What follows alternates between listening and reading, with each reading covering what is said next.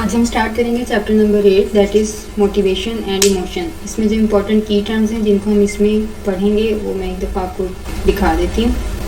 Important key terms are motivations, instincts, drive reduction theory, need, drive, primary drives, secondary drives, homeostasis, arousal theory, Yerkes Dodson law, opponent process theory of motivation, incentives, Maslow's hierarchy of needs, self-actualization, lateral hypothalamus, ventromedial hypothalamus, set point theory, bulimia, anorexia, obesity, achievement motivation, extrinsic motivators, intrinsic motivators, management theory, approach conflict, avoidance conflict, then approach, avoidance conflict and approach.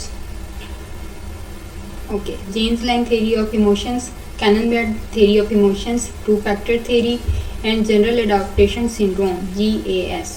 इसमें हमारे पास जो की peoples हैं, अगर यहाँ पे कोई की टर्म मिसिंग हो तो आप उसको ऐड कर सकते हैं लास्ट में। कुछ की पीपल है हमारे पास: Charles Darwin, Abraham Maslow, William Masters, Virginia Johnson, Alfred Kinsey, William James, Carl Lange, Walter Cannon, Philip Bard, Stanley Schachter, Thomas Holmes, Richard Rahe and Hans Selye. ये हमारे पास क्या है, ये की पीपल्स हैं इस पूरे चैप्टर के अंदर। अब सबसे पहले मोटिवेशंस क्या होती हैं? मोटिवेशंस क्या हैं? ये फीलिंग्स हैं। Motivations are feelings, ideas that cause us to act toward a गोल।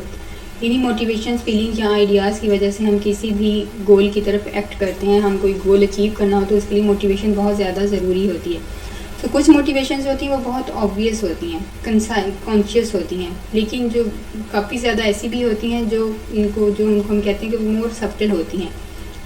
अब इसमें हमने देखना है कि जो कनेक्शन क्या है फिजियोलॉजी में, मोटिवेशन में, जनरल मोटिवेशन थेरीज़ क्या हैं, स्पेसिफिक एग्जांपल्स क्या हैं मोटिवेशन की इन हंगर एंड सेक्स, और उसके बाद हम फाइनली रिव्यू करेंगे psychological research and theories about emotions and stress that are closely related to motivation theory. तो हम इसमें इमोशंस और स्ट्रेस को इसलिए पढ़ेंगे इसी चैप्टर में क्योंकि वो मोटिवेशनल थेरीज जितनी भी हैं उनके साथ क्लोजली कनेक्ट करती हैं। तो आज हम पढ़ेंगे जस्ट मोटिवेशन। इसमें जितनी भी फिजियोलॉजी है, मोटिवेशनल थेरीज़ हैं, इसकी एग्जांपल्स हैं, सेक्स और हंगर से रिलेटेड और कॉन्फ्लिक्ट्स क्या होते हैं, उन सब के बारे में आज हम पढ़ेंगे। सबसे पहले हमारे पास थेरीज़ ऑफ मोटिवेशंस। हमारे पास डिफरेंट थेरीज़ हैं मोटिवेशन की। सबसे पहले जो हमें थेरी दी थी चार्ल्स डार्विन ने। इसकी थेरी को हम कहते हैं नेचुरल सिलेक्शन, जो कि सबसे पहले पब्लिश्ड हुई थी नेचुरल सिलेक्शन के नाम से। That many psychologist unsuccessfully try to explain all human behaviours through instincts. Many ethologists researchers who study animals behavior in a natural environment। जो ethologists कौन होते हैं? ये ऐसे रिसर्चर्स होते हैं जो एनिमल बिहेवियर को नेचुरल इन्वायरमेंट में स्टडी करते हैं, उनका एवोल्यूशन में उनका रोल को एग्जामिन करते हैं कि वो किस तरह से उनकी एवोल्यूशन होती है ह्यूमंस की, उनके थॉट्स की, उनके बिहेवियर्स की in a specific environment. So they look for the evolutionary advantages of persistent human behaviour. तो इन रिसर्चर्स ने जो एवोल्यूशनरी एडवांटेजेस हैं इन पे भी काफ़ी स्टडी किया, लेकिन बहुत सारे साइकोलॉजिस्ट ने इस पे डिबेट भी की कि whether humans are born with any instincts.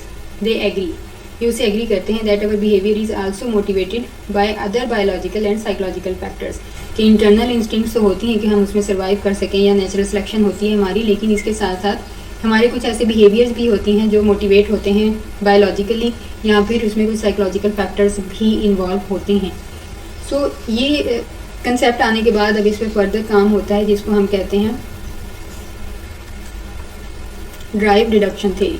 तो इसके रिस्पांस में पहले थेरी आती है ड्राइव रिडक्शन थेरी। ये किसने दी थी? ये क्लार्क हल ने दी थी। CLAR के क्लार्क, HULL हल। क्लार्क हल ने इसको प्रेजेंट किया था और फर्दर इसको डेवलप किया था केनेथ स्पेंसे ने, KENNETH, केनेथ SPENCE, स्पेंसे। उसने फर्दर इसको डेवलप किया था अच्छे तरह से। सो अब इसमें क्या है, इस थ्योरी में हमें ये बताते हैं कि that how our physiology motivates us was drive reduction theory, कि हमारी फिजियोलॉजी हमें किस तरह से मोटिवेट करती है, इसको हम कहते हैं ड्राइव रिडक्शन थ्योरी। सो इसका क्या मतलब हुआ, that our behaviour is motivated by biological needs, biological needs की वजह से हमारा बिहेवियर मोटिवेट होता है। A need is one of our requirement for survival. अब नीड क्या है, सबसे पहले आपने देखना है नीड क्या है, उसके बाद आपने देखना है ड्राइव क्या है। ठीक है, नीड एंड ड्राइव दोनों में फर्क है। नीड क्या है, need is one of our requirement for survival.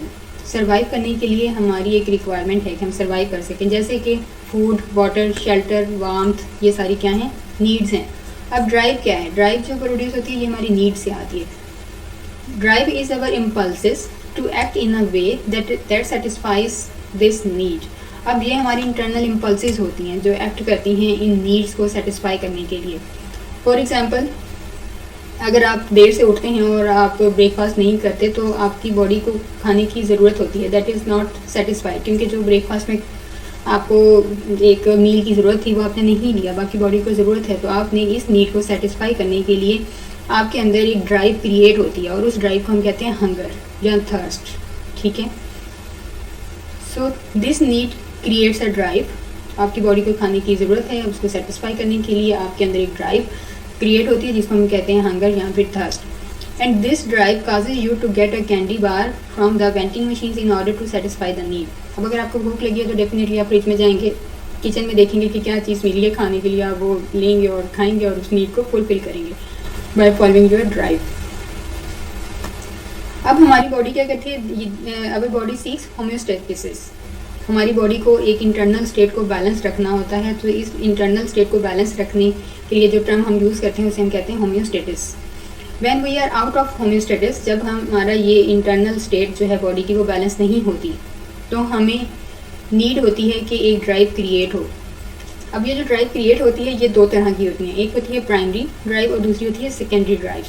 Primary drives and secondary drives. उससे पहले आपको बताऊं, जो हमारी नीड्स होती हैं ये भी प्राइमरी नीड्स और सेकेंडरी नीड्स होती हैं। सो इसी को फुलफिल करने के लिए हमारे पास आती हैं primary drives and secondary drives.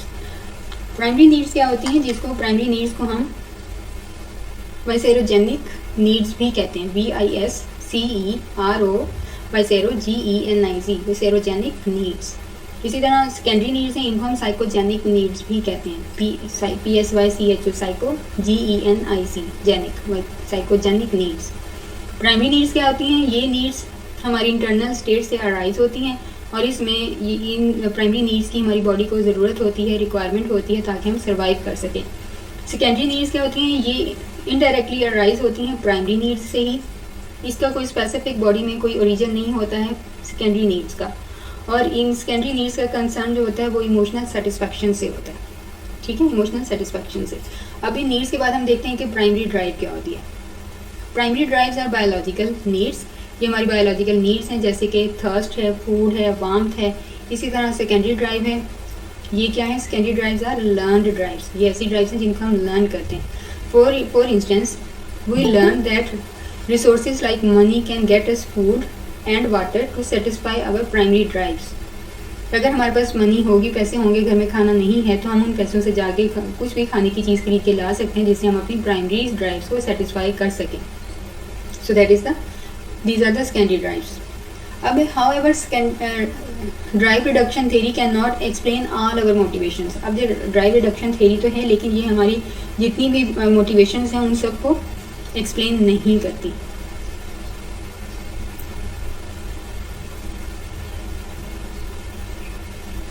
क्यों एक्सप्लेन नहीं करती, क्योंकि sometimes we are motivated to perform behaviours that do not seem connected with any need और ड्राइव। क्योंकि समटाइम्स हम इस तरह के बिहेवियर परफॉर्म करने के लिए मोटिवेटेड होते हैं जिसमें ना तो हमारी कोई नीड होती है ना ड्राइव होती है। नीड प्राइमरी या सेकेंडरी नीड या ड्राइव हमारी नहीं होती।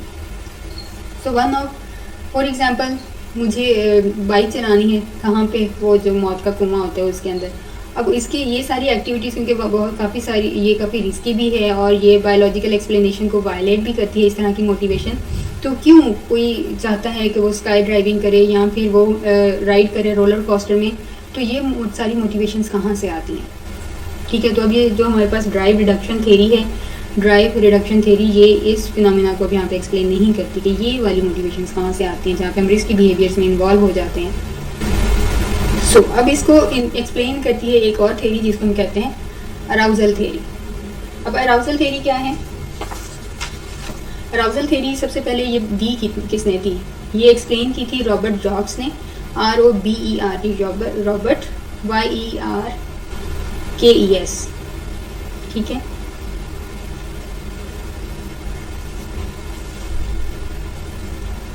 अब यहाँ पे क्या है, some motivations that seem to violate biological theories of motivation can be explained by arousal theory which states. अब ये क्या स्टेट करती है arousal theory? That we seek an optimum level of excitement और अराउजल। हमें अब यहाँ पे क्या होता है, हम एक ऑप्टिमम लेवल एक्साइटमेंट का या अराउजल का हम सीख करते हैं। क्यों? This arousal level can be measured by different psychological test. अब डिफरेंट साइकोलॉजिकल टेस्ट हैं जिनकी बेस पर हम इन अराउजल लेवल्स को मेजर भी कर सकते हैं। अब हम सब के अंदर डिफरेंट नीड है एक्साइटमेंट की या अराउजल की, and we are motivated by activities that will help us achieve this level. अब हम डिफरेंट तरह की एक्टिविटीज़ में इन्वॉल्व होते हैं ताकि हम उस लेवल को अचीव कर सकें। अब ऐसे लोग जिनके अंदर हाई ऑप्टिमम लेवल होता है अराउजल का, वो उनमें एक हाई एक्साइटमेंट बिहेवियर भी होता है, उनके अंदर बहुत ज़्यादा एक्साइटेड होते हैं कि उन्होंने ये काम करना ही करना है, ठीक है। और while the rest of us are satisfied with less exciting and less risky activities। और बहुत सारे ऐसे लोग भी हैं जो सेटिस्फाई हो जाते हैं चाहे वो बहुत ज़्यादा एक्साइटेड ना भी हों और वो बहुत ज़्यादा रिस्की एक्टिविटीज़ में इन्वॉल्व ना भी हों, तब भी वो खुद को सेटिस्फाई कर लेते हैं। तो डिफरेंट तरह की कैटेगरीज हैं हम लोगों में। In general most of us perform best with N optimum level of arousal, although this varies with different activities. अब ये भी एक्टिविटी टू एक्टिविटी वेरी करता है हमारा एक्साइटमेंट या arousal level. We might perform well at an easy task with a very high level of arousal. अगर हमारे अंदर बहुत ज़्यादा हाई लेवल है अराउजल का तो हम एक ईजी टास्क को बहुत ही अच्छे से परफॉर्म कर लेते हैं, लेकिन अगर हमारे पास सेम लेवल है अराउजल का तो ये हमें डिफ़िकल्ट टास्क परफॉर्म करने से प्रिवेंट करेगा, रोकेगा। सो इस तरह के ये जो कंसेप्ट है ये बिल्कुल हम आगे चैप्टर 14 में पढ़ेंगे, सोशल फैसिलिटेशन का कंसेप्ट। ये कंसेप्ट उसके साथ बिल्कुल मिलता जुलता है अराउजल थ्योरी वाला। अब ये जो रिलेशनशिप है अराउजल का और परफॉर्मेंस का, इस रिलेशनशिप को हम कहते हैं यक्स डॉडसन लॉ। ये कौन थे? ये रिसर्चर्स थे who first investigated the concept in animals, जिन्होंने ये वाला कंसेप्ट सबसे पहले एनिमल्स में फाइंड आउट किया था। यक्स डॉडसन लॉ इसको हम कहते हैं, जो कि रिलेटेड किससे है? अराउजल और परफॉर्मेंस से रिलेटेड है।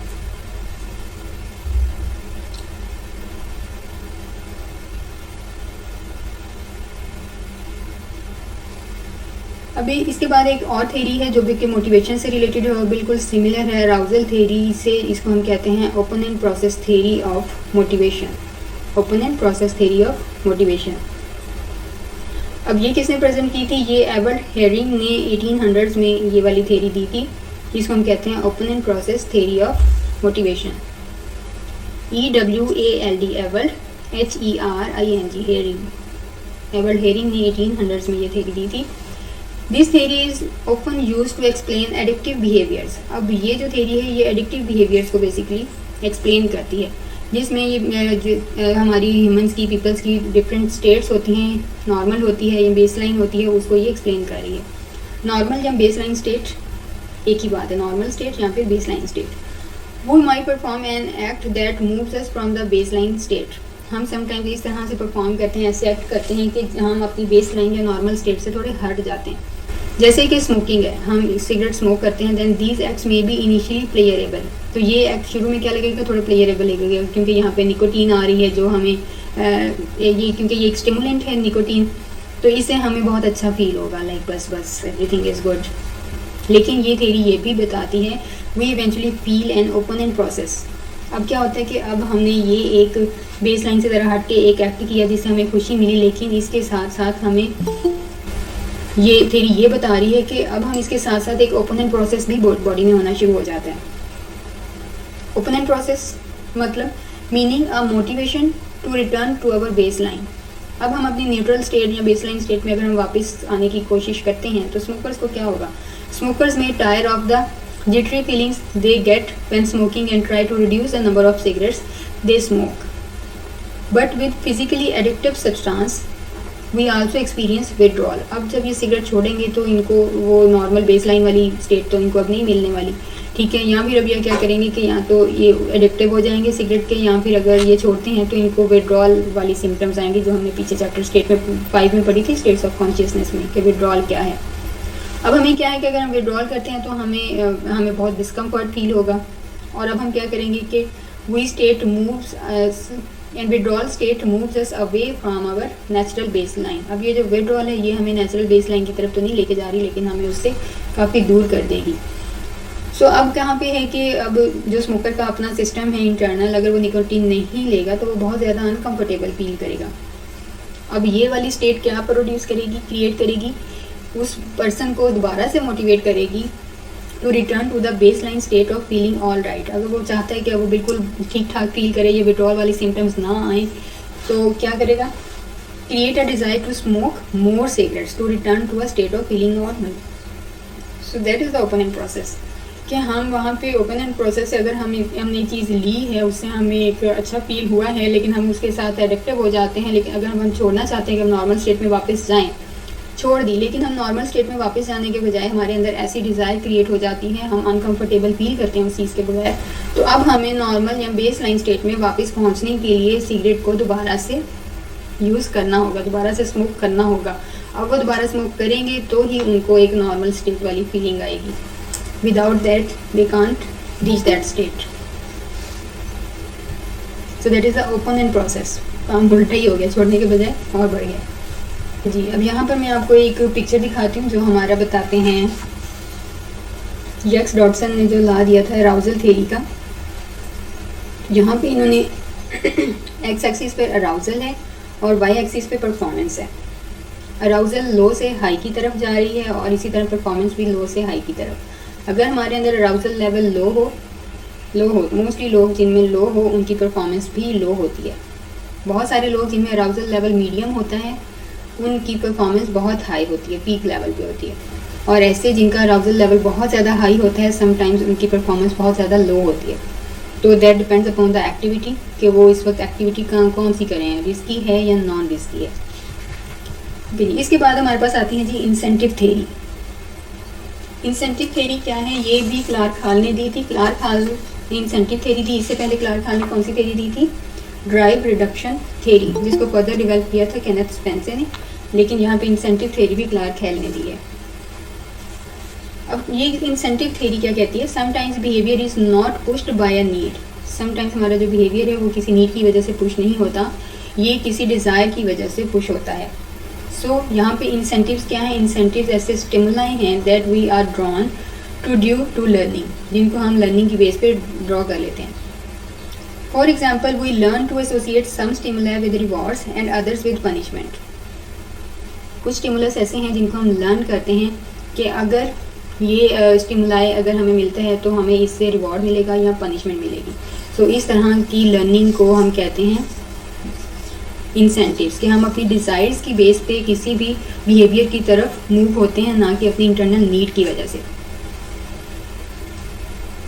For example you may learn that studying with friends is fun. अब आपको ये पता है कि दोस्तों के साथ स्टडी करना बहुत ज़्यादा एक फ़न है, लेकिन जब आप दोस्तों के साथ स्टडी करते हैं, ग्रुप स्टडी करते हैं, तो आपको लगता है कि इससे जो डिज़ायर्ड रिजल्ट्स आने चाहिए थे वो नहीं आए। तो अब हम क्या करेंगे, now we are motivated to study alone.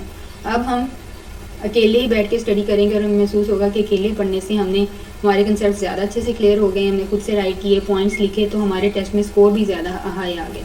So that is pulled bye a desire, क्योंकि आप हाई मार्क्स अचीव करना चाहते हैं। रिजल्ट में आपने डिफरेंट तरीके लर्न किए, अपनाए, फ्रेंड्स के साथ ग्रुप स्टडी की, लाइब्रेरी जाके देखा, फिर खुद अकेले बैठ के पढ़ा, तो आपको फिर उसमें फ़र्क नज़र आया कि आप किस तरह से अपनी डिज़ायर को फुलफिल कर सकते हैं। इसके बाद आती हैं जी मैस्लोस की हायरार्की ऑफ नीड्स। इससे तो आप सब बहुत अच्छे से वाकिफ़ होंगे कि ये क्या नीड्स हैं। अब यहाँ पे अब्राहम मैस्लो कहते हैं कि ये जितनी भी ऊपर नीड्स की बात करें, ये ओवरऑल नीड्स की बात करें, जबकि जितनी भी हमारी नीड्स हैं ये इक्वली क्रिएटेड नहीं होती। सो इसका पॉइंट ही यही था कि that not all needs are created equal. तो अब इन्होंने क्या किया, अब इन्होंने एक हायरार्की बना दी नीड्स की, that predicts which need we will be motivated to satisfy first. कि सबसे पहले हमें अपनी कौन सी नीड को सेटिस्फाई करना है।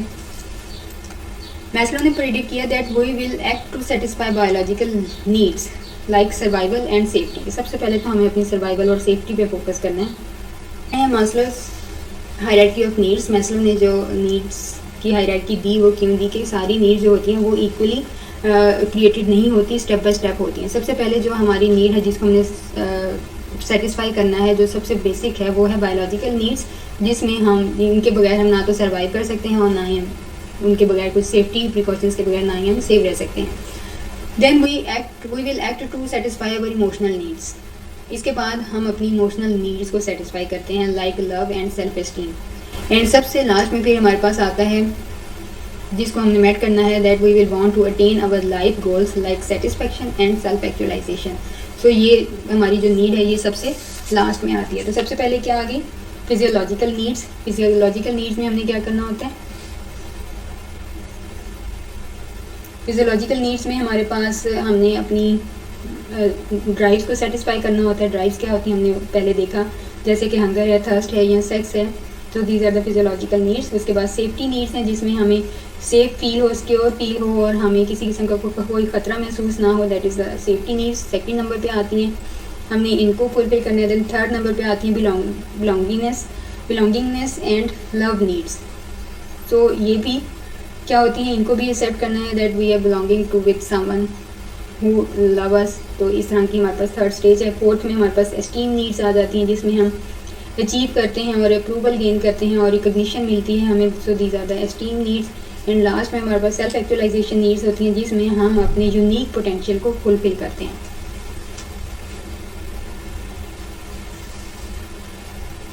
सो सबसे पहले हमें एक नेक्स्ट लेवल पे जाने से पहले हमें मीट करना है अपना पहले वाला लेवल, तभी हम नेक्स्ट लेवल पे जाएंगे। अब यहाँ पे कुछ ऐसे कॉमन ह्यूमन बिहेवियर्स भी हैं जो कि इस थ्योरी को भी वायलेट करते हैं। How would the hierarchy of needs explain a student going without heat or a phone in her or his apartment in order to pay for books for school. अब कोई बच्चा है, उसको ज़रूरत है कि वो बुक्स खरीद सके अपने स्कूल के लिए, लेकिन वो अपना फ़ोन जो है वो अपने अपार्टमेंट में भूल आता है। उसको नहीं पता कि कौन सी बुक उसको खरीदनी चाहिए, या फिर वो अगर किसी नहर के किनारे पर खड़ा है या समुद्र के किनारे पर खड़ा है तो बेसिकली उसको वहाँ पे ज़रूरत है। अब वो सारी अपनी नीड्स तो पूरी कर चुका है पहले वाली, लेकिन यहाँ पे भी डेफिनेटली उसको ज़रूरत है कि वो खुद को किस तरह से सर्वाइव करें, किस तरह से बचाए समुद्र की लहरों से। तो अब इसके लिए भी उसमें कुछ मोटिवेशन की तो ज़रूरत होनी चाहिए। तो वो मोटिवेशन सब कहाँ से आती हैं, यहाँ फिर सर्वाइव करने के लिए उसको वहाँ पे एक ऐसी जगह पे मौजूद है, किसी जजीरे पे, जहाँ खाने पे ही कुछ नहीं है। तो अब अगर उसको खाने को ही कुछ नहीं मिलेगा तो वो वाली मोटिवेशंस कहाँ हैं। तो अब इन सबको एक्सप्लेन करने के लिए जी नेक्स्ट मैदान में आती हैं हंगर मोटिवेशंस, कि जी हमारे अंदर हंगर मोटिवेशंस भी होती हैं। अब ये जो हंगर मोटिवेशंस हैं ये क्या हैं, हम हंग्री होते क्यों हैं, बेसिकली हमें क्यों भूख लगती है। Our body needs food, however we know the relationship is not that simple. हालांकि हम जानते हैं कि ये बॉडी का और फूड का रिलेशनशिप जो है ये बहुत ज़्यादा इतना सिंपल नहीं है, काफ़ी ज़्यादा कॉम्प्लिकेटेड है। कुछ लोग बहुत ज़्यादा खाते हैं, कुछ बहुत कम खाते हैं, ठीक है, और कुछ बिल्कुल ही नहीं खाते। अब ये सारी चीज़ों की ज़रूरत होती है कि जो बिल्कुल भी नहीं खाते उनको भी तो बॉडी को नरिश करने के लिए ज़रूरत है ना खाने की, तो वो क्यों नहीं खाते। अब यहाँ पर इन सारी बातों को एक्सप्लेन करते हैं जी कि हंगर इन्वॉल्व होती है, इसमें बहुत सारे बायोलॉजिकल फैक्टर्स होते हैं, साइकोलॉजिकल फैक्टर्स होते हैं एंड सोशल फैक्टर्स होते हैं हमारी हंगर्स में, कि ये हंगर मोटिवेशन में ये सारे फैक्टर्स मिल के काम कर रहे होते हैं, तभी हम हंगर फील करते हैं, हमारी बॉडी को रिक्वायरमेंट होती है ताकि वो नरिश हो सके। डाइजेशन का मॉडल तो आपको पता ही होगा पहले से। ओके जी, biological basis of hunger, biological basis hunger की हैं क्या। हमारा जो ब्रेन है ये बहुत ही अच्छा रोल प्ले करता है हमें हंगरी फील करवाने में। हमारे ब्रेन का बहुत अच्छा रोल होता है। हाइपोथैलेमस के बारे में आपने पढ़ा है हमारे सेकंड चैप्टर में कि ये क्या होता है, कहाँ पे लोकेट करता है। अब ये क्या काम करता है, ये मॉनिटर करता है और हेल्प करता है हमारी बॉडी केमिस्ट्री को कंट्रोल करने में। हाइपोथैलेमस का काम क्या है, मॉनिटर करना और हेल्प करना हमारी बॉडी केमिस्ट्री को कंट्रोल करने में। अब इस सब के अंदर अगर हम इसको हंगर में बात कर रहे हैं तो ये इसमें इंक्लूड है ratio of glucose and insulin. Glucose और इंसुलिन का आपस में बड़ा बहन भाई वाला साथ है। एक कम होता है तो दूसरा ज़्यादा हो जाता है। जो ज़्यादा होता है उसको कम करने के लिए पहले को पूरा करना पड़ता है। अब ये कहाँ पे किसको कम और किसको ज़्यादा करना पड़ता है उसको हम देखते हैं। अब ये क्या है कि ये हमारी बॉडी की केमिस्ट्री को कंट्रोल करता है हाइपोथैलेमस, और हमें फील करवाता है कि हम हंग्री हैं जब हमें खाने की ज़रूरत होती है। सो यहाँ पे क्या है, electrical stimulation of animals brain indicates that different parts of the hypothalamus act in opposition to controlling hunger. हमारे ब्रेन के हाइपोथैलेमस में भी डिफरेंट पार्ट्स हैं जो हमारे हंगर को अपोजिटली कंट्रोल कर रहे होते हैं। अब ये जो पार्ट्स हैं इनको आपने याद रखना है, ये लास्ट 1-2 बार एग्जाम में आए भी हैं। सबसे पहले लेटरल हाइपोथैलेमस, हमारा जो हंगर सेंटर है हमारे ब्रेन में, हम वहाँ पे हाइपोथैलेमस लिख के आ जाते हैं, जबकि इसका आंसर लेटरल हाइपोथैलेमस है। अगर इसकी ऑप्शन है तो लेटरल हाइपोथैलेमस देना है, अगर नहीं है तो फिर हाइपोथैलेमस, अगर है तो लेटरल हाइपोथैलेमस, इसको हम हंगर सेंटर कहते हैं। अब ये जो हंगर सेंटर या लेटरल हाइपोथैलेमस जब ये स्टिमुलेट होता है तो जानवरों को महसूस होता है कि उनको भूख लगी है। अगर ये वाला एरिया डिस्ट्रॉय हो जाए किसी भी वजह से, या इसमें किसी तरह की कोई एक्सीडेंट की वजह से कोई इंजरी हो जाए, then the animal will stop to death unless forced to eat. अब यहाँ पर क्योंकि ये हंगर सेंटर है, जब यही ख़त्म हो गया तो भूख डेफिनेटली नहीं लगेगी, और वो भूख नहीं लगेगी तो वो जानवर जो है उसकी डेथ हो जाएगी। हाँ, उसको फोर्सफुली कुछ खिला दिया जाए ज़बरदस्ती, दैट इज़ समथिंग डिफरेंट, लेकिन उनके जो हंगर सिग्नल है ना वो ऑन नहीं होंगे। अब एक और पार्ट है हाइपोथैलेमस का जिसको हम कहते हैं वेंट्रोमेडियल हाइपोथैलेमस, इसको हम सेटिटी सेंटर भी कहते हैं। अब इस सेंटर की वजह से क्या होता है,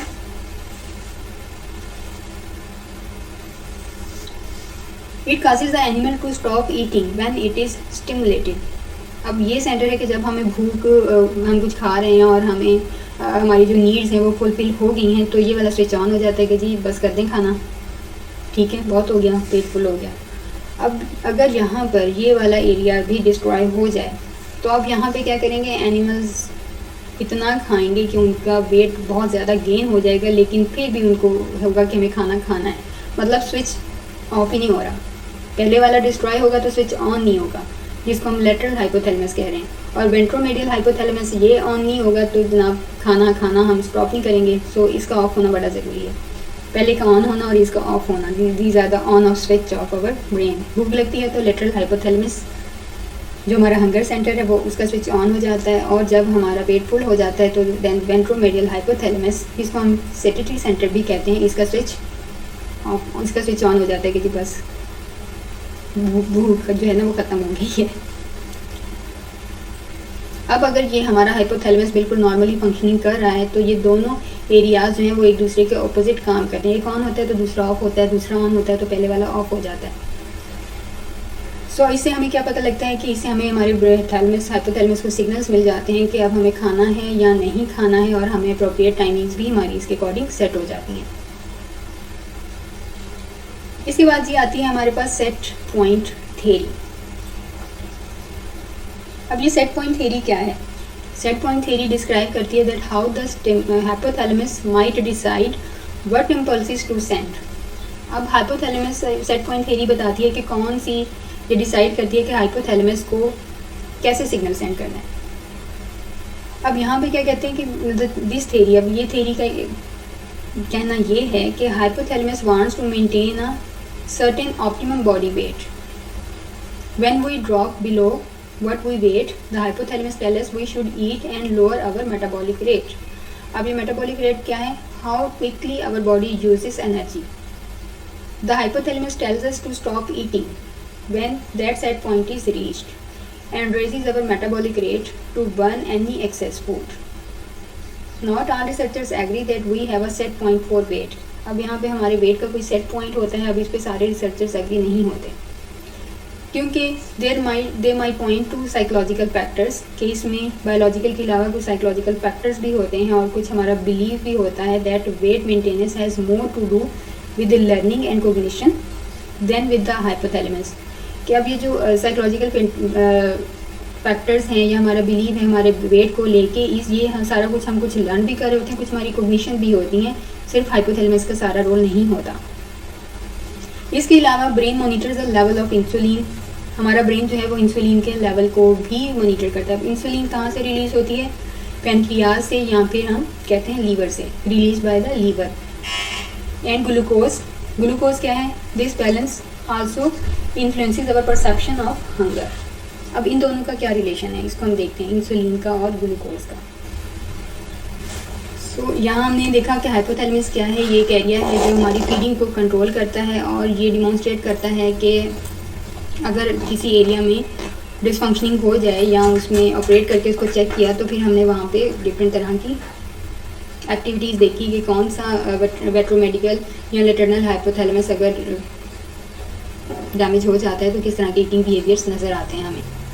इसके अलावा बहुत सारी नॉर्मल सर्कमस्टांसिस में, जब हमारा नॉर्मल सर्कमस्टांस होता है, जब ये डिस्ट्रॉय नहीं होते दोनों एरियाज, तो एक लेप्टिन है। लेप्टिन क्या एक हार्मोन है, ये प्रोड्यूस होता है, ये प्ले करता है अपना role in feedback loop between signals from the hypothalamus and those from the stomach. Leptin क्या है, एक हार्मोन है, ये अपना रोल प्ले करता है, फीडबैक देता है और ये फीडबैक लूप है जिससे हमें सिग्नल देता है हाइपोथैलेमस को हमारे स्टमक से।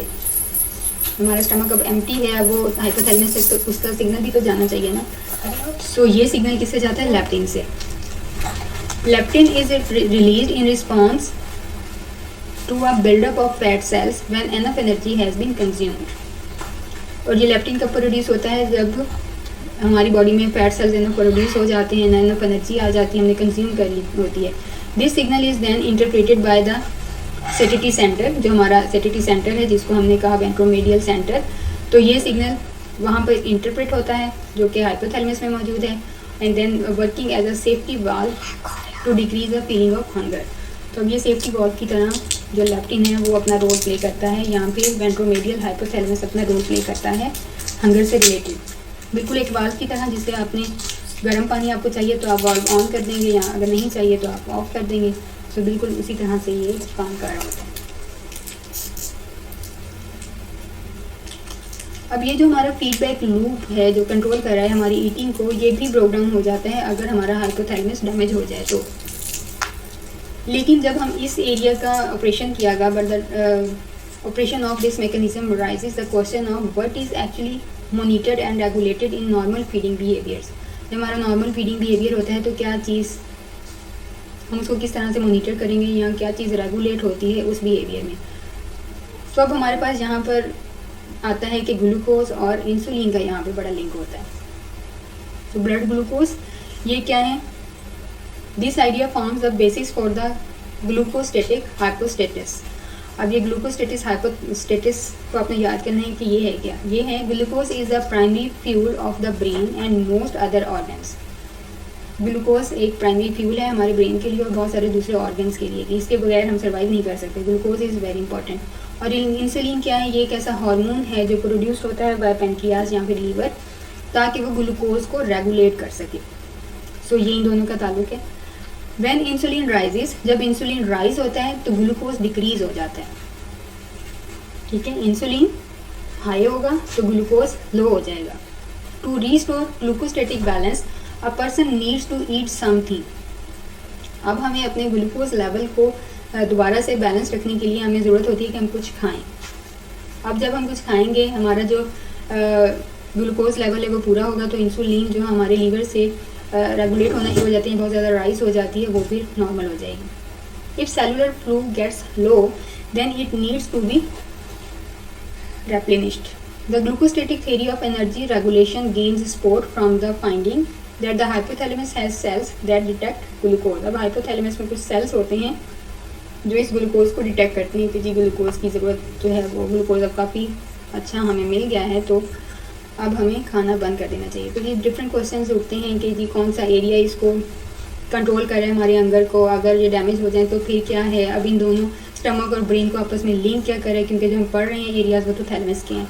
ब्रेन को और स्टमक को आपस में लिंक कौन कर रहा है जी, उसका नाम हमने बता दिया कि वो लेप्टिन एक हार्मोन है, ठीक है। ये कहाँ से सीक्रेट होता है, ये हमारे पास हमारी बॉडी में फैट सेल्स होते हैं, तो लेटिन जो हार्मोन है ये उन फैट सेल्स से प्रोड्यूस होता है। सो वो उनमें लिंक क्रिएट करता है। अब जी ये लिंक उस लूप हार्मोन को कैसे पता लगेगा कि उसने रिलीज़ होना है। अब उसको ग्लूकोज और इंसुलिन का लेवल बताएगा कि उसको रिलीज़ होना है कि नहीं होना। जब ये रिलीज़ होंगे तो हमारा जो लेप्टिन है वो रिलीज़ होगा, थैलेमस तक सिग्नल जाएगा, वहाँ पे फिर स्विच ऑन एंड ऑफ होंगे।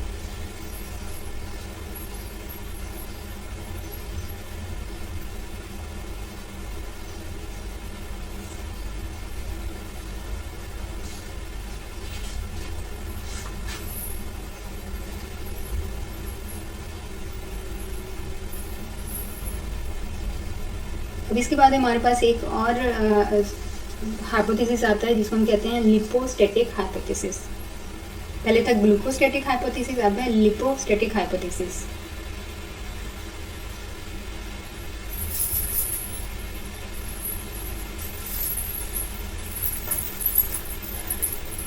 अब हमने लिपोस्टैटिक हाइपोथेसिस क्या कहते हैं, that fat is the measured and controlled substance in the body that regulates hunger.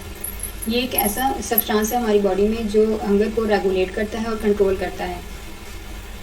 अब इसमें जो हमारी बॉडी में फैट्स होते हैं ये हमारी बॉडी को लॉन्ग टर्म एनर्जी प्रोवाइड करते हैं जो कि हमारी बॉडी में स्टोर्स हो जाते हैं in the form of fat cells, and the fat stores in our body are fairly fixed. और जो हमारी बॉडी में फैट्स फिक्स्ड होते हैं ना, स्टोर हो जाते हैं, वो फिक्स्ड होते हैं। और अगर हम बहुत देर तक भूखे रहेंगे, खाना नहीं खाएंगे या कोई एक मील जो है वो स्किप कर देंगे तो हमारी बॉडी में जो फैट सेल्स हैं ये डिक्रीज होना स्टार्ट हो जाएंगे। सो इसको हम कहते हैं the lipostatic hypothesis gained support from the discovery of leptin. अब ये जो लिपोस्टैटिक हाइपोथैलेमस थे इसकी बेस पर हमारे पास जो लेप्टिन हार्मोन था वो डिस्कवर हुआ था। जैसे मैंने पहले ही बताया कि ये एक हार्मोन है और ये फैट सेल से सीक्रेट होता है। इसके अलावा लेप्टिन हो सकता है कि ये ऐसा सब्सटेंस भी हो जिसको यूज़ किया जाता हो ब्रेन के थ्रू ताकि वो मॉनिटर कर सके कि हमारी बॉडी में फैट्स की इस वक्त कितनी क्वांटिटी मौजूद है। सो ये सारा रोल है, बायोलॉजिकल रोल है हमारी हंगर मोटिवेशन में। चलिए अब इन सब के बाद हमारे पास कुछ साइकोलॉजिकल फैक्टर्स भी हैं हंगर मोटिवेशन में। अब ये साइकोलॉजिकल फैक्टर्स कौन कौन से हो सकते हैं?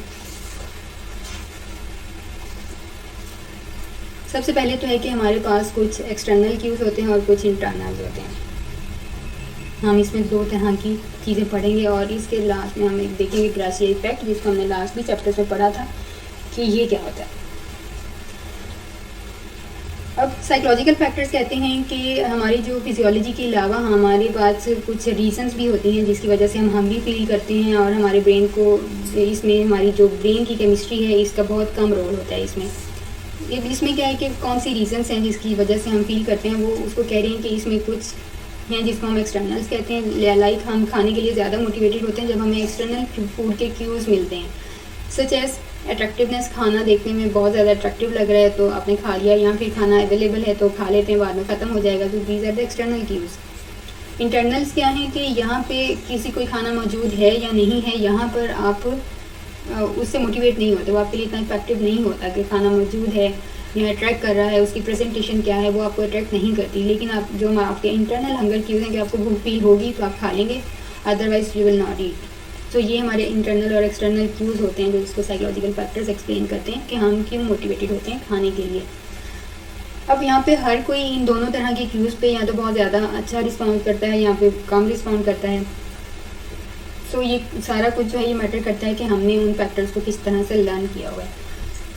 सो द ग्रेसिया इफेक्ट हमने पहले ही देखा कि ये इसमें हम क्या होता है कि हम अगर भूख फील कर भी रहे हैं तो लेकिन किसी खाने या ड्रिंक को देख के उससे हमें ऐसा फील हो कि दैट वी आर अनएपेटाइजिंग, हमें भूख नहीं लग रही, आपको उसको देख के नौजिया फील होने लग गया है तो आप वो खाना नहीं खाएंगे। मतलब एक खाने की आपकी सिकनेस के साथ एसोसिएशन हो गई है, तो ग्रेसिया इफेक्ट इसको हमने पहले भी देखा कि हम इसमें नौजिया को पेयर कर लेते हैं किसके साथ, किसी भी खाने या ड्रिंक के साथ। आपको भूख भी लगी है लेकिन खाना ऐसा सामने आ गया जिसके साथ पेयरिंग हुई है तो अब वहाँ पे आपकी भूख उड़ जाएगी।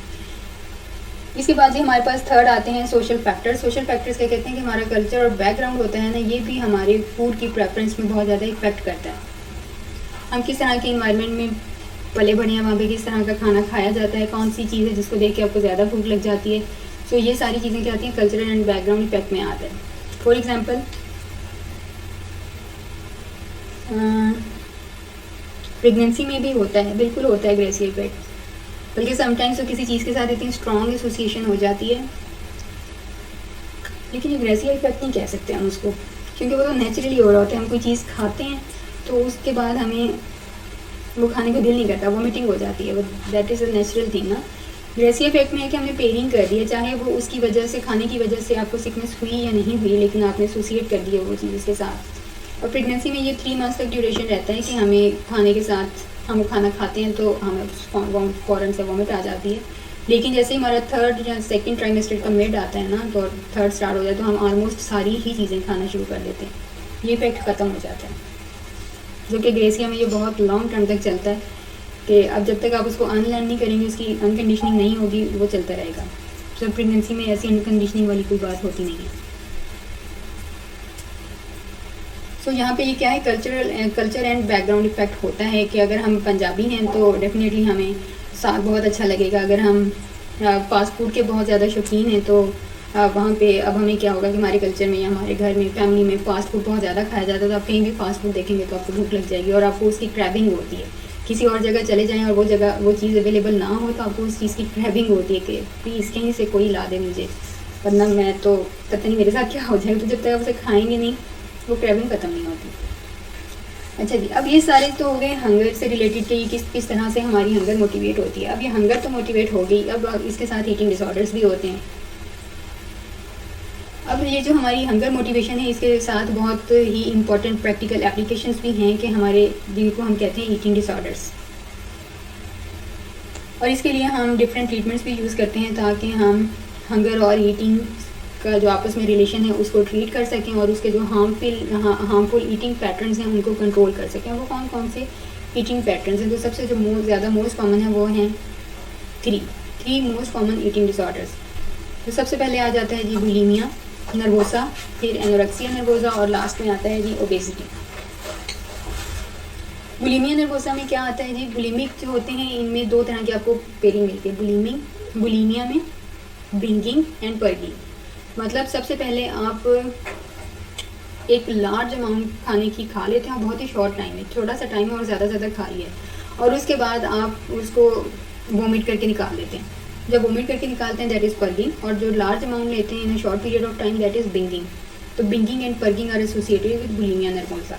अब यहाँ पे क्या होता है कि हम जब इसके बाद हम एक्सेसिव एक्सरसाइज करते हैं और हम यूज़ करते हैं लैक्सेटिव्स का, बुलिमिक्स आर ऑब्सेस्ड विद फूड। अब ये इनको खाना बहुत अच्छा लगता है लेकिन इसके साथ साथ ये अपने वेट को लेके भी ऑब्सेस्ड होते हैं। और जो मेजॉरिटी है बुलिमिक की वो ज़्यादातर ख़वातीन होती हैं। अगर हम बुलिमिक के वेट का बात करें तो ये बिल्कुल नॉर्मल होता है या फिर नॉर्मल से थोड़ा सा स्लाइटली अबव होता है बुलिमिक का, ठीक है। अब उसके बाद है जी एनोरेक्सिया नर्वोसा, इसको हम बॉडी डिस्मोर्फिया भी कहते हैं। एनोरेक्सिया नर्वोसा के पर्सन्स को हम बॉडी डिस्मोर्फिया भी कहते हैं। एनोरेक्सिस क्या करते हैं जी, ये खुद को इनका जो बॉडी वेट होता है ना ये ऑलमोस्ट 50% बिलो होता है उनके टिपिकल वेट या एवरेज वेट से। अब ये क्या कहते हैं कि ये अपने वेट को लेके बहुत ज़्यादा ऑब्सेस्ड होते हैं लेकिन ये खाने को लेके ऑब्सेस्ड नहीं होते, और इनको अगर खाना दे भी दिया जाए तो ये खाने को रिफ्यूज़ कर देते हैं कि नहीं हमें खाना नहीं खाना, क्योंकि अब उनको लगता है कि अगर वो खाना खाएंगे तो उनका वेट बहुत ज़्यादा बढ़ जाएगा। अब यहाँ पे ये जो एनोरेक्सिक नर्वोसिक हैं ये अंडर वेट होते हैं, हालांकि इनको पता होता है कि अंडर वेट है लेकिन फिर भी अपने वेट को लेके ऑब्सेस्ड होते हैं और खाना नहीं खाते ज़्यादा। सो दोनों ही वेट को लेके ऑब्सेस्ड हैं, बुलिमिक भी और एनोरेक्सिया नर्वोसा भी। बुलिमिक सिर्फ वेट को नहीं, ये फूड को लेके भी ऑब्सेस्ड हैं। एनोरेक्सिक सिर्फ वेट को लेके ऑब्सेस्ड हैं। बुलिमिक का वेट जो है वो ऑलमोस्ट नॉर्मल होता है, स्लाइटली अबव होता है, लेकिन एनोरेक्सिक का वेट जो है वो 15% बिलो होता है उनके एवरेज वेट से भी। सो इनमें की डिफरेंस भी यही है, उनका वेट, ठीक है, उनका वेट जो है यही इन दोनों में की डिफरेंस है।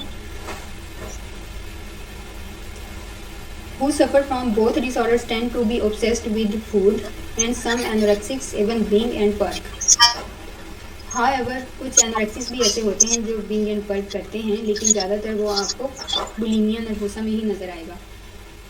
However, anorexics are at least 15% below the typical weight of someone, their age and size के हिसाब से उनका वेट कम होता है 15%।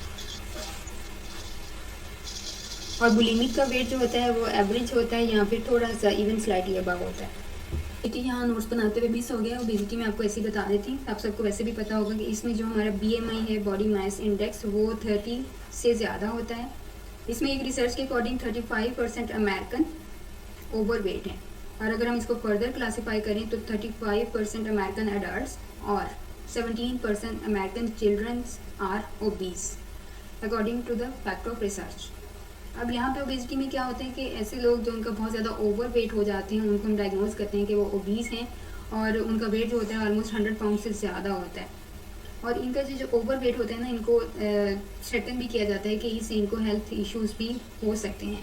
अब ये ओबीज़ लोग होते क्यों हैं? क्योंकि इनमें अनहेल्दी ईटिंग हैबिट्स होती हैं, जिसकी वजह से ये सब कुछ उनमें ओबेसिटी होती है, उनका वेट इंक्रीज़ हो जाता है। इनमें फूड ऑब्सेशंस नहीं होती, अनहेल्दी ईटिंग हैबिट्स होती हैं। जैसे कि नॉर्मली कहा जाता है कि आप सोने से 4 घंटे पहले आपने कुछ खाना नहीं है, तो हम क्या करते हैं, खाना खाते हैं और सो जाते हैं। सो ये क्या है, अनहेल्दी ईटिंग हैबिट्स हैं। हमने बेवक्त कुछ खा लिया है, और अगर हमने कुछ इनटेक किया है तो उसकी आउटपुट में हमने कोई ऐसी वर्कआउट नहीं किया कि जो कैलोरीज हमने इनटेक की हैं उसको बर्न भी कर सकें। तो ये अनहेल्दी ईटिंग हैबिट्स होती हैं, जिसकी वजह से वेट गेन हो जाता है। खाया है, हम बैठे रहते हैं, तो कैलोरीज इनटेक तो कर ली हैं, उनको बर्न आउट भी तो करना है। बर्न आउट के लिए आपको ज़रूरी है कि घर के कुछ काम कर लें या कुछ एक्सरसाइज कर लें। तो उससे क्या होगा कि ये जो हम जिनको हम अनहेल्दी ईटिंग हैबिट्स कहेंगे, ये तो कुछ हेल्दी ईटिंग हैबिट्स में कन्वर्ट हो जाएंगे। अगर लोग ओबीज होते हैं तो उनको कुछ हेल्थ प्रॉब्लम्स होते हैं, जिसमें heart attack, diabetes, high blood pressure और इवन डायमेंशिया भी इनको हो सकता है ओबीज पर्सनस को। अब अगर ओबीज हो जाते हैं तो इसके कुछ सोल्यूशंस भी होते हैं। अब इसमें डिफरेंट फॉर्म्स हैं इनको ट्रीट करने की, कि या तो हम इनकी डाइटिंग करवाएंगे, एक्सरसाइज करवाएंगे, काउंसलिंग करेंगे इनकी, या फिर मेडिकल ट्रीटमेंट देंगे। और मेडिकल ट्रीटमेंट्स में कुछ ड्रग्स होती हैं जिससे उनकी जो ईटिंग और हंगर होती है ना, नीड होती है, उसको थोड़ा हेल्प आउट कर देता है। अब ये हेल्प आउट कैसे करते हैं, या तो हम मेडिसिन देंगे या फिर उनकी सर्जरी करेंगे। अब ये सर्जरी 2 तरह की होती है।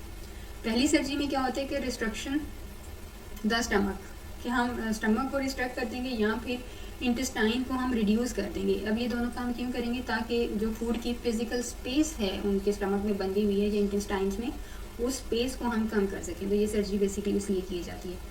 और जो सबसे इफेक्टिव वेट लॉस प्रोग्राम होता है वो है कि हम डिज़ाइन करें कि रिड्यूस फूड इनटेक, जो हम फूड इनटेक कर रहे हैं उसको रिड्यूस करें, ठीक है। अपनी हैबिट्स को चेंज करें, खाने और ईटिंग को लेके हम अपने एटीट्यूड्स को चेंज करें, और हम अपनी फ़िज़िकल एक्टिविटी को इंक्रीज़ करें। ये सबसे ज़्यादा इफेक्टिव मेथड है। एक और हम क्या करते हैं, शॉर्टकट लेते हैं कि रैपिड वेट लॉस प्रोग्राम को यूज़ करते हैं, जिससे हमारी एक्सट्रीम कैलोरीज जो हैं वो रिड्यूस होती हैं। और इसके लिए हम क्या कहते हैं, कुछ डाइट पिल्स होते हैं जो हम इनको लेते हैं, लेकिन ये भी कुछ अर्से तक काम करती हैं। और अगर हम इनको लॉन्ग रन तक इन डाइटरी पिल्स को लें तो ये इनइफेक्टिव होती हैं लॉन्ग रन के लिए। सो ये जो रैपिड वेट लॉस है, that is not managed by a medical doctor and can also increase the risk for other health problems. So अगर कोई भी इस रैपिड वेट लॉस में जाना चाहता है और वो भी पिल्स यूज़ करके, तो उसको स्ट्रिक्टली रोकें कि वो ऐसा ना करे, क्योंकि इससे उनको अदर हेल्थ प्रॉब्लम्स भी स्टार्ट हो सकते हैं और ये लॉन्ग टर्म तक इफेक्टिव नहीं होती। इफेक्टिव क्या है मैंने आपको बता दिया। अच्छा जी, इसके बाद हैं जी हमारे पास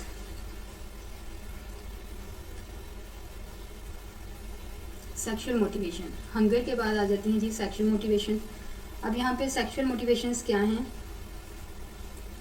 these are vitals for continuation of any species. अब किसी भी स्पीशीज़ को अगर कंटिन्यू रखना है, जनरेशन टू जनरेशन वेरी करना है, नस्ल बढ़ानी है, तो ये वाइटल मोटिवेशन है। अब यहाँ पे जो प्राइमरी टास्क होता है लिविंग ऑर्गेनिजम्स का, वो होता है रिप्रोडक्शन, कि वो रिप्रोड्यूस करें।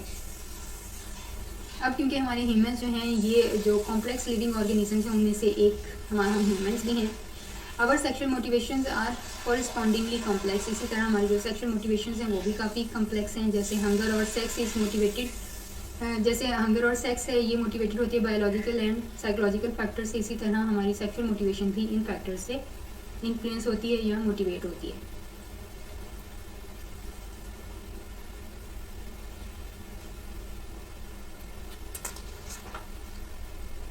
अब हमारे पास क्या है, सेक्सुअल रिस्पॉन्स साइकिल है। The famous lab studies done by William masters and Virginia Johnson. अब इसके ऊपर, इस साइकिल के ऊपर स्टडी की थी इन रिसर्चर्स ने, जिसको हम कहते हैं William masters and Virginia Johnson. अब इन्होंने क्या किया, इन्होंने जो सेक्सुअल रिस्पॉन्स साइकिल होता है मैन एंड वुमेन में, उसको डॉक्यूमेंट किया कि हमारे जो सेक्सुअल रिस्पॉन्स है या उसकी प्रोग्रेसेस होती है वो 4 स्टेजेस के थ्रू ये साइकिल प्रोग्रेस करता है। अब ये 4 साइकिल्स कौन कौन से हैं, initial excitement, plateau phase, orgasm and resolution phase. I think आप लोग पढ़ लेंगे। मैं रीडिंग कर लेती हूँ, मीनिंग आपने खुद ही ढूंढे हैं।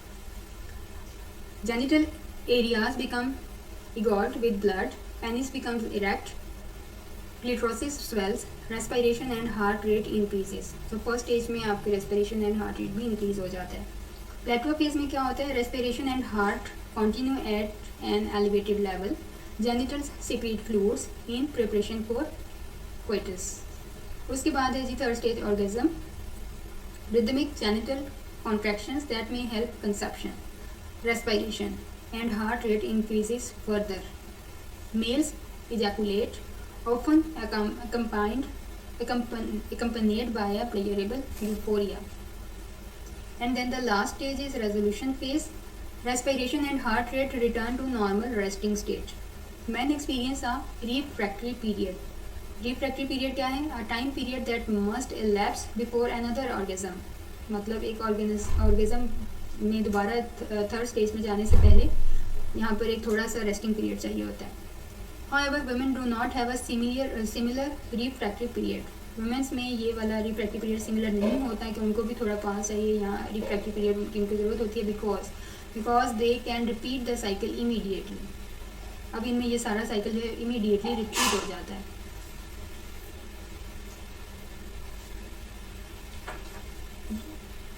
यहाँ पर मैं आपको बताती हूँ कि जिस तरह से हमने ऊपर देखा कि अगर हमारे हाइपोथैलेमस में से जो हार्मोन्स हैं वो रिलीज़ होते हैं तो ये हमारे जो पिट्यूटरी ग्लैंड्स हैं उनको स्टिमुलेट करता है, और ये जो पिट्यूटरी ग्लैंड्स हैं ये अल्टीमेटली प्रोड्यूस करते हैं एंड्रोजीन्स को एंड एंड्रोजीन्स को। और यही एंड्रोजीन्स और एंड्रोजीन्स जो क्या हैं, ये प्राइमरी सेक्सुअल हार्मोन्स हैं जो रिलीज़ होते हैं मेल्स में और फीमेल्स में। मेल्स में क्या होता है, एंड्रोजीन्स हार्मोन्स रिलीज़ होते हैं, और फीमेल्स में एंड्रोजीन्स हार्मोन्स रिलीज़ होते हैं। और अगर ये हार्मोन्स ना हों तो सेक्सुअल डिज़ायर एनिमल्स में एलिमिनेट हो जाती है ऑलमोस्ट, और ह्यूमंस में रिड्यूस हो जाती है। ये तो हो गया बायोलॉजिकल फैक्टर्स कि किस तरह से वो सेक्सुअल मोटिवेशन में वर्क करते हैं और सेक्सुअल मोटिवेशन के साइकिल्स क्या होते हैं। एक दफ़ा एक पेपर आया था, ऐसे साइकोलॉजिस्ट का था आई थिंक, और नहीं लेक्चरर का था, और उसमें टोटली सारे क्वेश्चन जो थे ना, हाफ से ज़्यादा क्वेश्चन इसी मोटिवेशन से रिलेटेड थे, सेक्सुअल से और इससे रिलेटेड डिसऑर्डर्स जो हैं उनसे रिलेटेड। और हम लोगों ने बड़ी बददुआएं दी थी पेपर बनाने वाले को कि लेक्चरर के टेस्ट में आपने ये क्या उठा के दिया है। तो यहाँ तो साइकोलॉजिस्ट का या किसी क्लिनिकल साइकोलॉजिस्ट का टेस्ट होता है, फिर भी ये चीज़ें समझ में आती थी, बट पता नहीं उसने किस स्टेट ऑफ माइंड में वो टेस्ट बनाया था। ओके जी, इसके बाद आते हैं जी हमारे पास साइकोलॉजिकल फैक्टर्स कौन से होते हैं सेक्सुअल मोटिवेशन में। यहाँ पे जी हमारे पास एक है टर्म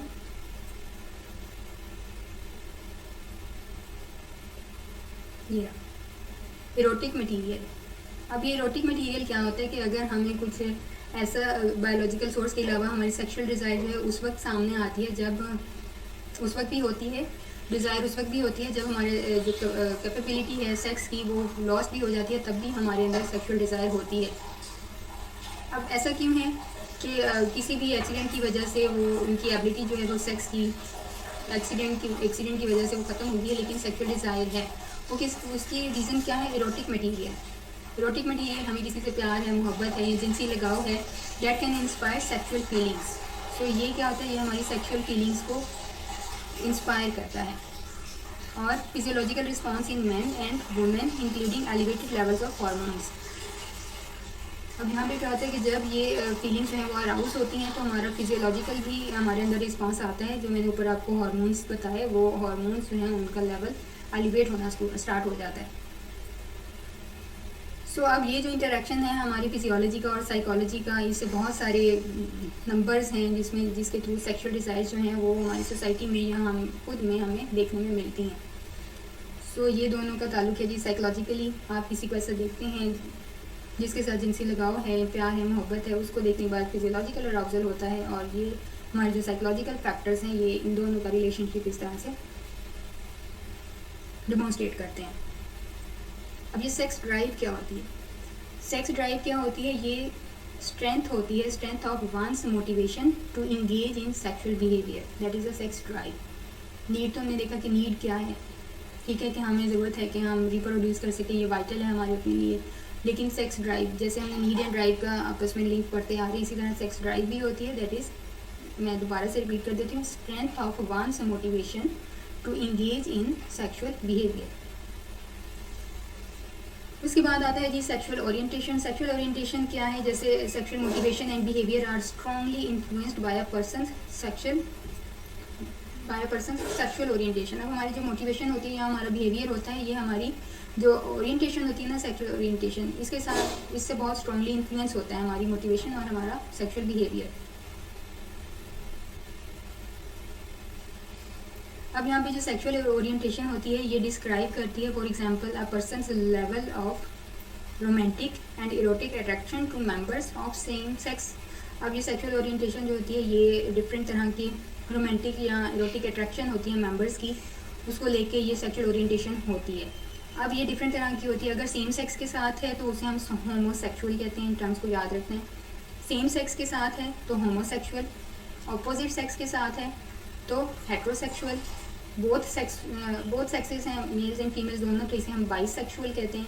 और इसमें नीदर कोई सक्सेस नहीं है, मेल और फीमेल नहीं है, जस्ट पाँव को देखा है या फिर किसी के ड्रेसेस को देखा है, तो इसे हम एसेक्सुअल कहते हैं। तो ये हमारे पास 4 तरह की अट्रैक्शंस आती हैं, homosexual, heterosexual, bisexual and asexual. यहाँ पे क्या है होता है जी, as a tension and controversy about sexual orientation issues increases, so does research about homosexuality. Researchers हैं अब हमारे पास जी अल्फ्रेड किंसे, इन्होंने इस पर काफ़ी रिसर्च की और उन्होंने ह्यूमंस के डिफरेंट सेक्सुअल बिहेवियर्स को भी इन्होंने डॉक्यूमेंट किया, उस पर स्टडी की, और इन्होंने 1948 में किंसे ने एक रिपोर्ट भी राइट की थी जिसमें इन्होंने इस बिहेवियर को काफ़ी डिटेल से एक्सप्लेन किया था।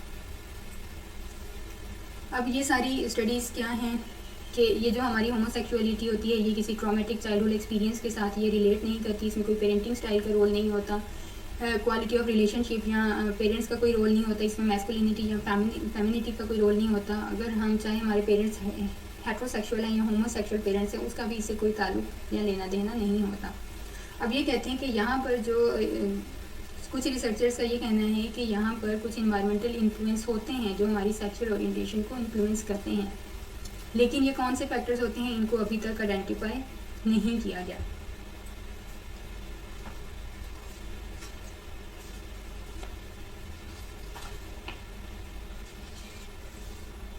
सर जी, ये जो इन्होंने रिसर्च की थी ना अल्फ्रेड किंसे ने, इन्होंने एक स्केल भी डेवलप किया था, ग्रेडेड स्केल था, और उस ग्रेड को कहते हैं किंसे स्केल।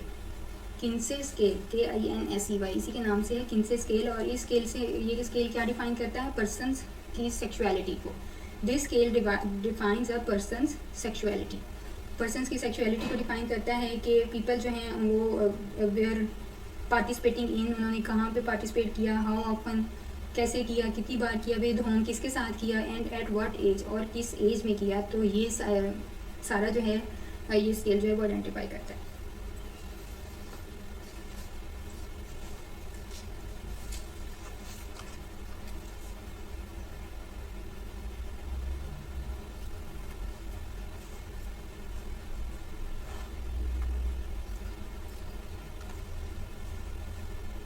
अब यहाँ पे एक एस्टिमेशन दी हुई है, सिंस 3 to 10% एस्टिमेट्स वेरी, ये एस्टिमेट 3 to 10 वेरी कर रही है, मतलब कभी 4 हो जाती है कभी 5, लेकिन 3 to 10 के दरमियान में ही रहती है।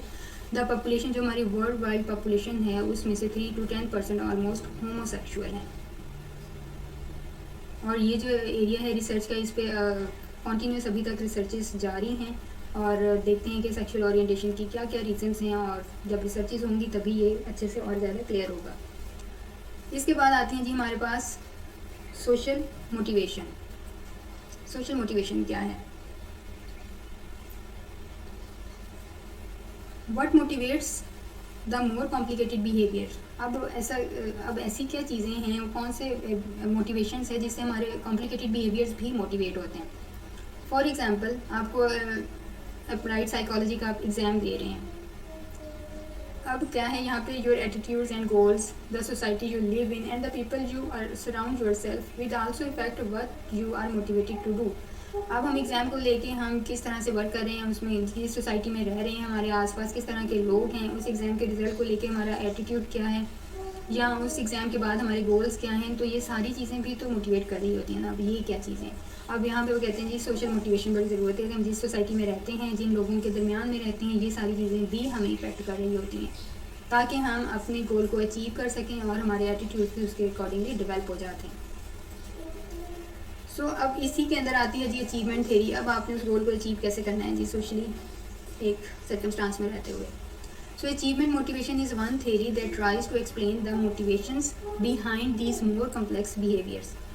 अब achievement motivation examines our desires to master complex tasks and knowledge and to reach personal goals. अब यहाँ पे क्या होता है कि हम पहले तो फिगर आउट करते हैं कि हमें कौन सा गोल अचीव करना है, ठीक है। उसके बाद हम उसमें उन स्किल्स में मास्टरी डेवलप करते हैं अपने अंदर कि हम उसको बहुत अच्छे से अचीव कर सकें और हमारे अंदर हमने जो भी हम स्किल्स सीख रहे हैं, हम उसके बेनिफिट से, उसकी स्किल से या उसके नॉलेज से हमें समटाइम्स कोई लेना देना नहीं होता और समटाइम्स हमें बहुत मैटर करती हैं उनके बेनिफिट्स, उनकी स्किल्स और उससे रिलेटेड नॉलेज भी।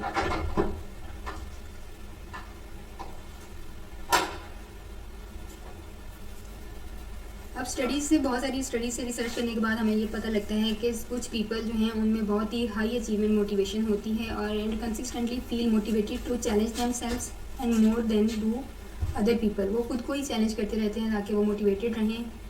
इतना उनको दूसरे लोग मोटिवेट नहीं करते जितना वो खुद को खुद ही मोटिवेट करते हैं। तो उनमें ये जो किसी भी गोल को अचीव करने की मोटिवेशन है वो कंटिन्यू रहती है।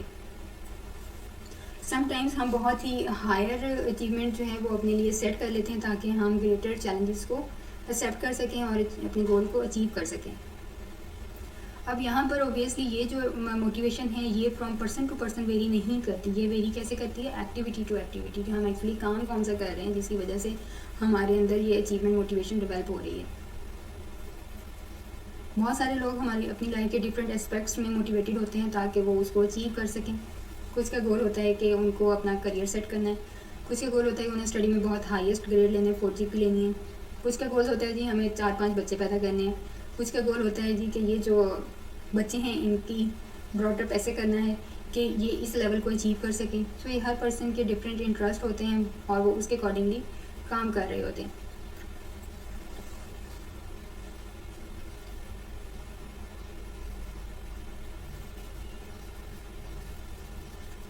उसके बाद हमारे पास आती हैं जी कोग्निटिव थेरीज़। कोग्निटिव थेरीज़ में है हमारे पास एक्सट्रिंसिक एंड इंट्रिंसिक मोटिवेशंस।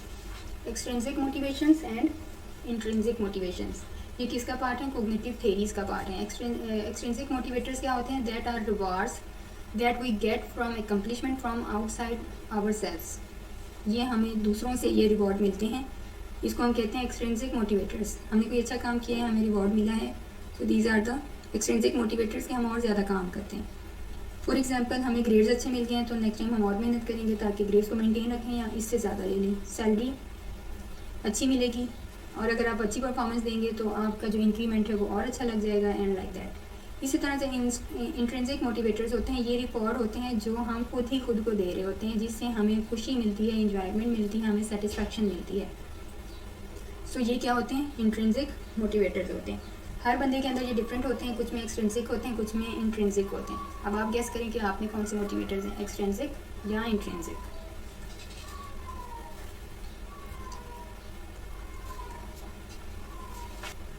अब यहाँ पे एक और चीज़ बताएं कि ये जो इंट्रिंसिक एंड एक्सट्रिंसिक मोटिवेटर्स हैं तो ये समटाइम्स अगर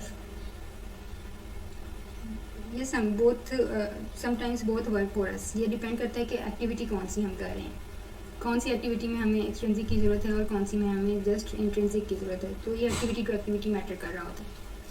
अब होता क्या है कि over time our intrinsic motivation में डिक्रीज़, हमारी इंट्रिंसिक मोटिवेशन जो है ये डिक्रीज़ हो जाती है अगर हमें उसी जो जिस काम को देख करके हमें सेटिस्फेक्शन मिल रही थी, अगर उसके साथ एक एक्सट्रिंसिक रिवॉर्ड जो है वो सेम बिहेवियर पे हमें मिलना शुरू हो जाए तो हमारी इंट्रिंसिक मोटिवेशन कम हो जाती है।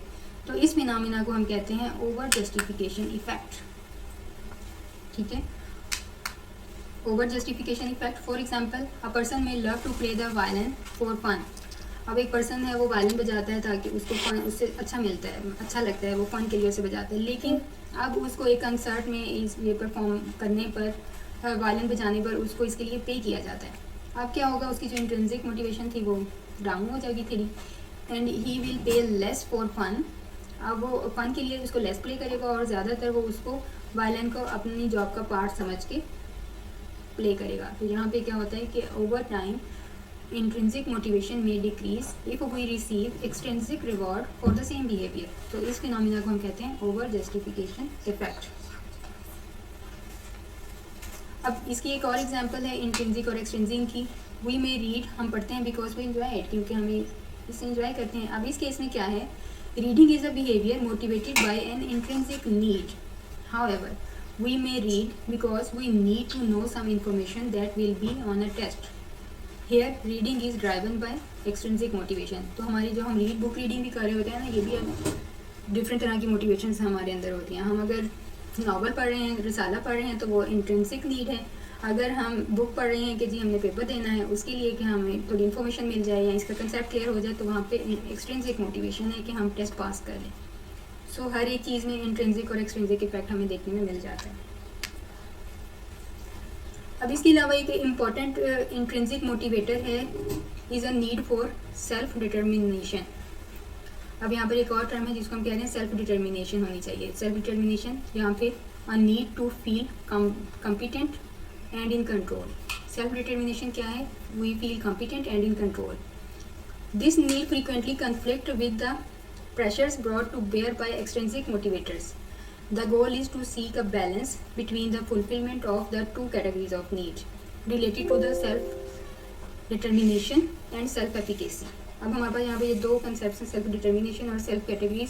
सेल्फ एफिकेसी, हमें हमारा गोल क्या होता है कि हम इन दोनों को फुलफिल भी कर सकें और इनको अचीव भी कर सकें, इन दोनों कैटेगरीज को। अब सेल्फ एफिकेसी क्या होता है? सेल्फ एफिकेसी का मतलब है कि हमारा बिलीफ होता है कि हम कोई काम कर सकते हैं, कोई गोल अचीव कर सकते हैं या नहीं कर सकते, हमें अपनी एबिलिटी पे कितना ज़्यादा भरोसा है।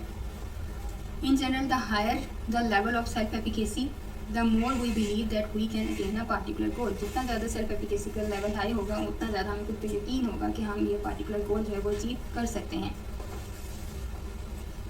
सो ये जो सेल्फ एफिकेसी और सेल्फ डिटर्मिनेशन है, इसी को हम फर्दर अटैच करते हैं अचीवमेंट मोटिवेशन के साथ, जो कि अभी हमने ऊपर स्टडी किया है। इसके बाद जी हमारे पास आती हैं मैनेजमेंट थ्योरीज। अब अगर हम जॉब कर रहे हैं, हमें एक्सट्रिंसिक रिवॉर्ड भी मिल रहा है, तो वहाँ पे अब जो इंट्रिंसिक और एक्सट्रिंसिक फिनोमेना है, हमारा कंसेप्ट है, फैक्टर्स हैं, उस पर मैनेजमेंट किस तरह से वर्क करती है।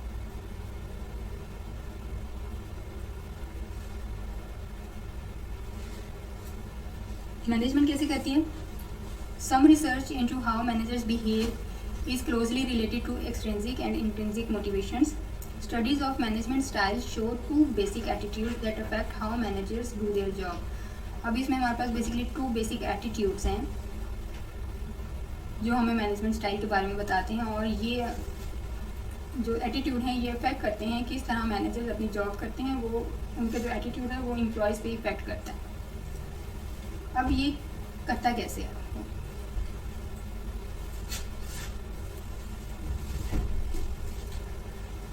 अब इसमें हमारे पास दो तरह की थेरीज हैं। सब पहले वाले को हम कहते हैं थेरी एक्स एटीट्यूड, और दूसरी है theory Y attitude. Theory X में क्या होता है, मैनेजर्स का ये बिलीव होता है कि एम्प्लॉयज़ वर्क तभी करेंगे जब उनको हम रिवॉर्ड देंगे, या फिर हम उनको मतलब रिवॉर्ड देंगे, बेनिफिट्स देंगे जॉब के साथ साथ दूसरे, या फिर उनको पनिशमेंट के साथ थ्रेटन करेंगे। ठीक है, reward with benefits and threaten with punishment, ये है एक्स थेरी। कि एम्प्लॉयज़ तभी वर्क करेंगे जब हम उनके साथ रिवॉर्ड एंड पनिशमेंट का रूल यूज़ करेंगे। जबकि थेरी वाई एटीट्यूड कहती है मैनेजर्स का ऐसा यकीन होता है कि एम्प्लॉयज़ को अगर एम्प्लॉयज़ इंटरनली मोटिवेटेड हैं कोई अच्छा काम करने के लिए, तो हमें कुछ ऐसी पॉलिसीज़ बनानी चाहिए जिससे उनके इंटरनल मोटिव जो है वो और इनकरेज हो, वो और ज़्यादा अच्छा काम करें। सो बहुत सारे ऐसे कल्चर्स हैं जो कि ये शो करते हैं कि जो थेरी एक्स एटीट्यूड है वो लेस इफेक्टिव है, और बहुत सारी ऐसी कंपनीज़ भी हैं क्रॉस कल्चरल अगर स्टडी की जाए जो थेरी एक्स एटीट्यूड से थेरी वाई एटीट्यूड में मूव हो गई हैं, कि थेरी वाई जो है वो ज़्यादा इफेक्टिव है as compared to theory X. जी, इसके बाद है हमारा जी last topic when motives conflict. Motivation से रिलेटेड हमारा लास्ट टॉपिक है। अब ये जितने भी मोटिवेशंस हैं हमारी, इनमें कॉन्फ्लिक्ट भी होता है। अभी कॉन्फ्लिक्ट कब कब होता है और क्यों होता है? मोटिवेशंस में अब कन्फ्लिक्ट हमें पता है कि ये जो मोटिवेशंस के कन्फ्लिक्ट हैं ये 4 तरह के होते हैं। अब ये मोटिवेशन के कन्फ्लिक्ट दिए किसने थे?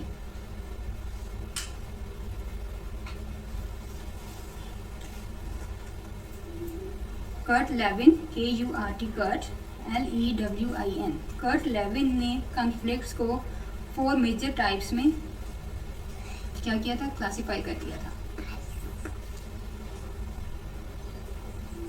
तो यहाँ पर हमारे पास क्या है? 4 major types of motivational conflict, और इन मोटिवेशनल कन्फ्लिक्ट्स की ये 4 टाइप्स को क्लासीफाई किसने किया था? 4 टाइप्स में कर्ट लेविन ने।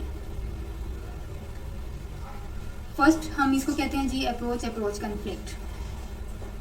अब हमारे पास क्या है कि हमारे पास यहाँ पे हमें 2, अप्रोच का मतलब है पॉजिटिव एंड अवॉइडेंस का मतलब है नेगेटिव। तो यहाँ पे अप्रोच है मतलब आपके पास 2 ऐसी आउटकम्स हैं कि दोनों ही पॉजिटिव हैं। आपने उन दोनों में से सिलेक्ट करना है कि अब आपको कौन सी सिलेक्ट करनी है। तो उसमें आपको सिलेक्शन करना मुश्किल हो जाती है कि दोनों ही आप चाहते हैं। आप अपने फ्रेंड्स के साथ वीकेंड भी गुजारना चाहते हैं और आप अपनी फैमिली के साथ भी पिकनिक पे जाना चाहते हैं। दोनों ही अच्छे इसकी आउटकम्स हैं, लेकिन अब आप इन दोनों चॉइसेस में से सिलेक्ट नहीं कर पा रहे कि आपको बेसिकली कौन सा करना चाहिए। तो इसको हम कहते हैं अप्रोच कन्फ्लिक्ट। सेकंड टाइप है अवॉइडेंस कन्फ्लिक्ट। अब यहाँ पे क्या होता है कि हमें 2 अनअट्रैक्टिव आउटकम्स में से डिसाइड करना होता है कि अब हमें है तो दोनों ही नेगेटिव अनअट्रैक्टिव, लेकिन हमें एक सिलेक्ट करनी है, तो हमें क्या करना चाहिए? अब ये होती क्या है? एक वीकेंड है, इसमें आपके पेरेंट्स जो हैं वो आपको चॉइस दे रहे हैं कि या तो आप घर पे रहें और घर की ये सारी चीज़ें क्लीन करें, या फिर वो अपनी फैमिली ट्रिप में हमारे साथ चलें ताकि वो रिलेटिव्स से मिल सकें। तो अब आप दोनों ही काम नहीं करना चाहते, ना तो आप रिलेटिव से मिलना चाहते हो, उन्होंने बेचारों ने आपको इतना थका दिया है, आप उनसे मिलना ही नहीं चाहते। और दूसरा है कि आप घर पे रहो और घर के ये काम होने चाहिए। अब ये दोनों ही नेगेटिव काम है, आप ना वो करना चाहते हैं ना वो करना चाहते हैं। सो अब आप क्या करेंगे? अवॉइडेंस कन्फ्लिक्ट को एक्सपीरियंस करेंगे। थर्ड वन है जी हमारे पास approach avoidance conflict. Approach avoidance conflict में क्या है? पॉजिटिव फिनोमिना भी है, नेगेटिव भी है। अब एक इवेंट है या फिर गोल है जिसमें उस इवेंट में अट्रैक्टिव फिनोमिना भी है और अनअट्रैक्टिव फीचर्स भी उसके अंदर मौजूद हैं। ठीक है, तो अब आप वहाँ पे कन्फ्लिक्ट में हैं कि अगर आपको आप लैक्टोज इंटॉलरेंट हैं तो आपको वहाँ पे क्या है? आपको उसमें आइसक्रीम नहीं खा सकते, लेकिन आइसक्रीम आपके सामने प्रेजेंट कर दी जाती है, तो वहाँ पे जो आइसक्रीम है, अब आप यहाँ पे कन्फ्लिक्ट में आ जाते हैं कि जो टेस्ट का आइसक्रीम है दैट इज़ अपीलिंग, कि उसका आइसक्रीम आपके लिए बहुत, आइसक्रीम का टेस्ट आपको बहुत पसंद है, आप खाना चाहते हैं, लेकिन अगर आपने वो खा लिया तो वो आपके लिए इफेक्टिव नहीं है, आपकी सेहत के लिए अच्छी नहीं है। तो यहाँ पे क्या आ गया? Approach avoidance conflict. लेना भी है और नहीं भी लेना। तो यहाँ पे लोग मोस्टली ले लेते हैं कि खा लेते हैं, जो बाद में होगा देखी जाएगी। फिर लास्ट में आता है जी मल्टीपल अप्रोच अवॉइडेंस कन्फ्लिक्ट। अब हमें इसमें 2 या 2 से ज़्यादा चीज़ों के दरमियान सेलेक्ट करना होता है, और ये जो सारी चीज़ें होती हैं इनमें डिज़ायरेबल और अनडिज़ायरेबल दोनों ही तरह के फीचर्स इसमें मौजूद होते हैं। अब आप इनमें चूज़ नहीं कर सकते। फॉर एग्जांपल यूनिवर्सिटी ए है, इज़ द बेस्ट एकेडमिकली वो बहुत अच्छी है, लेकिन वो ऐसी लोकेशन पर है जो लोकेशन आपको पसंद नहीं है। यूनिवर्सिटी बी है, ये आपकी फैमिली के बहुत ज़्यादा करीब है, उसमें आपको बहुत सारे फ्रेंड्स मिल जाएंगे, लेकिन आप किसी ऐसी जगह पे जाना चाहते हैं जहाँ पे एटलीस्ट एटमॉस्फेयर वेदर चेंज हो, क्योंकि वो फैमिली के करीब है तो डेफिनेटली सेम एरिया वेदर तो सेम होगा। सो एक अच्छी बात है और एक बुरी बात है। और यूनिवर्सिटी सी है, वो उसका जो साइकोलॉजी डिपार्टमेंट है वो बहुत ज़्यादा अच्छा है और आपका फेवरेट सब्जेक्ट भी है, लेकिन जब आप उसका कैंपस विजिट करते हैं तो वो आपको ज़्यादा अट्रैक्टिव नहीं लगता। अब आप यहाँ पे मल्टीपल अप्रोच अवॉइडेंस कन्फ्लिक्ट में है कि एक चीज़ में अच्छी बात भी है, बुरी बात भी है, अच्छी भी है, बुरी भी है, अब आपको कौन सी सिलेक्ट करनी चाहिए। सो ये क्या है हमारे पास मोटिव्स, हमारी जो मोटिवेशंस है वो कब कन्फ्लिक्ट में आती है। तो ये था सारी थेरीज उससे रिलेटेड थी। 4 हमारे पास कन्फ्लिक्ट्स हैं जिनको प्रेजेंट किसने किया था? कर्ट लेविन ने। कितनी टाइप्स में? 4 टाइप्स में। सो ये था हमारा मोटिवेशन का चैप्टर। कल हम पढ़ेंगे जी थेरीज अबाउट इमोशंस। अब अगर किसी का कोई क्वेश्चन हो तो वो पूछ सकता है।